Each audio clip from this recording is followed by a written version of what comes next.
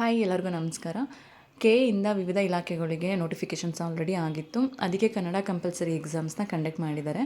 Already H K ಅವ್ರಿಗೆ ಆಗಿದೆ, ಇದು ನಾನ್ ಎಚ್ ಕೆ ಅವ್ರಿಗೆ ಡಿಸೆಂಬರ್ ಅಂದರೆ ಈ ಮಂತು 28ನೇ ತಾರೀಕಿಗೆ ಕನ್ನಡ ಕಂಪಲ್ಸರಿ ಎಕ್ಸಾಮ್ಸ್ನ ಕಂಡಕ್ಟ್ ಮಾಡಿದ್ದಾರೆ.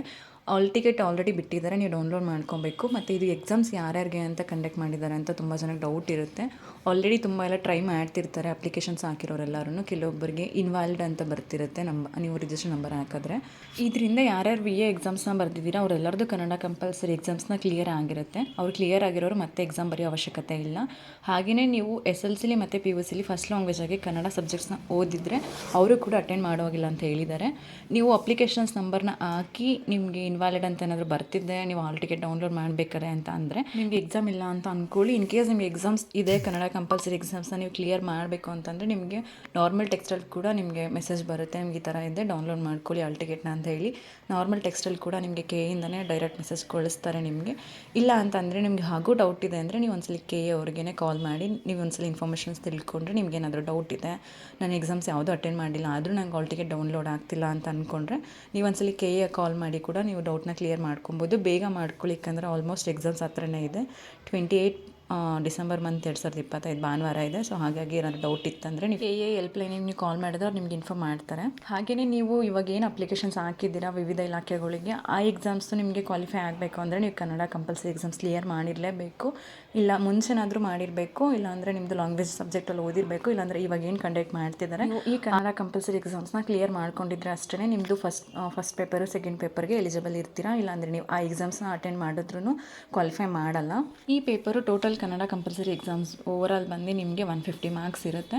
ಇದರಲ್ಲಿ ನಿಮಗೆ ಮೇನ್ ಪ್ಲಸ್ ಪಾಯಿಂಟ್ ಏನಂದರೆ ನೆಗೆಟಿವ್ ಮಾರ್ಕ್ಸ್ ಇರಲ್ಲ. ಇದರಲ್ಲಿ ನಿಮಗೆ ಒಂದು ಕ್ವಶನ್ಗೆ 1.5 ಮಾರ್ಕ್ಸ್ ಥರ ನಿಮಗೆ ಕಂಡಕ್ಟ್ ಮಾಡ್ತಾರೆ. 150 ಮಾರ್ಕ್ಸ್ ಇರುತ್ತೆ. ನೀವು ಮಿನಿಮಮ್ ಇದರಲ್ಲಿ 50 ಮಾರ್ಕ್ಸ್ ತೊಗೊಂಡ್ರೆ ನೀವು ಎಲಿಜಿಬಲ್ ಆಗ್ತೀರಾ ನೆಕ್ಸ್ಟ್ ಪೇಪರ್ಸ್ಗಳಿಗೆ.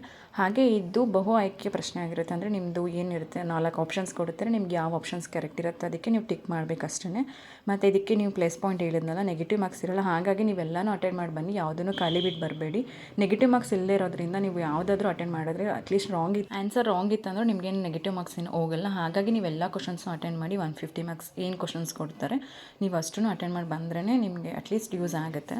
ಮತ್ತು ನೀವು 150ಗೆ ನೀವು ಔಟ್ ಆಫ್ 150 ತೆಗೆದ್ರೂ ನಿಮ್ದು ಏನು ಮುಂದೆ ಎಕ್ಸಾಮ್ಸ್ ಇದೆ, ಇವಾಗ ವಿವಿಧ ಇಲಾಖೆಗಳಿಗೆ ಏನು ನೋಟಿಫಿಕೇಷನ್ಸ್ ಮಾಡಿದ್ದಾರೆ ಅದಕ್ಕೆ ಈ ಮಾರ್ಕ್ಸ್ ಕನ್ಸಿಡರೇಷನ್ಸ್ ಆಗಲ್ಲ. ಬಟ್ ಇದು ಬರೀ ಜಸ್ಟ್ ಕ್ವಾಲಿಫಿಕೇಷನ್ಸ್ ಪೇಪರ್ ಅಷ್ಟೇ ಆಗಿರುತ್ತೆ. ಫಸ್ಟ್ ಟೈಮ್ ಯಾರ್ಯಾರು ಇದನ್ನು ಕನ್ನಡ ಕಂಪಲ್ಸರಿ ಎಕ್ಸಾಮ್ಸ್ ಬರೀತಾ ಇದ್ದೀರಾ ಕ್ಯಾಂಡಿಡೇಟ್ಸ್ಗಳು, ತಲೆ ಕೆಡಿಸ್ಕೊಳ್ಳೋ ಅವಶ್ಯಕತೆ ಇಲ್ಲ. ಜಾಸ್ತಿ ಎಲ್ಲ ಟಫ್ ಇರಲ್ಲ. ಈ ಕ್ವಶನ್ಸ್ ಏನು ನಿಮಗೆ ಗ್ರಾಮರ್ ಓದಿರ್ತೀರ ಹೈಸ್ಕೂಲಲ್ಲಿ 10th ಅಷ್ಟೇ ಗ್ರಾಮರ್ ಕೊಟ್ಟಿರ್ತಾರೆ ನಿಮಗೆ, ಇದು ಕನ್ನಡ ಗ್ರಾಮರ್ ಅಷ್ಟೇ ಇರುತ್ತೆ.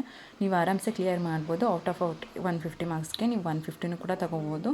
ಇಲ್ಲ ನಿಮ್ಮ ಮಿನಿಮಮ್ 50 ಮಾರ್ಕ್ಸ್ ಇರುತ್ತೆ ಪಾಸಿಂಗ್ ಆಗೋದಕ್ಕೆ, ನೀವು 50 ಮಾರ್ಕ್ಸ್ ಮೇಲೆ ನೀವು ಎಷ್ಟಾದ್ರು ಮಾರ್ಕ್ಸ್ ತೊಗೊಬೋದು. ಡಿಸ್ಕ್ರಿಪ್ಷನ್ನ ಚೆಕ್ ಮಾಡಿ ನೋಟಿಫಿಕೇಷನ್ದು ಲಿಂಕ್ ನಾನು ಶೇರ್ ಮಾಡಿರ್ತೀನಿ.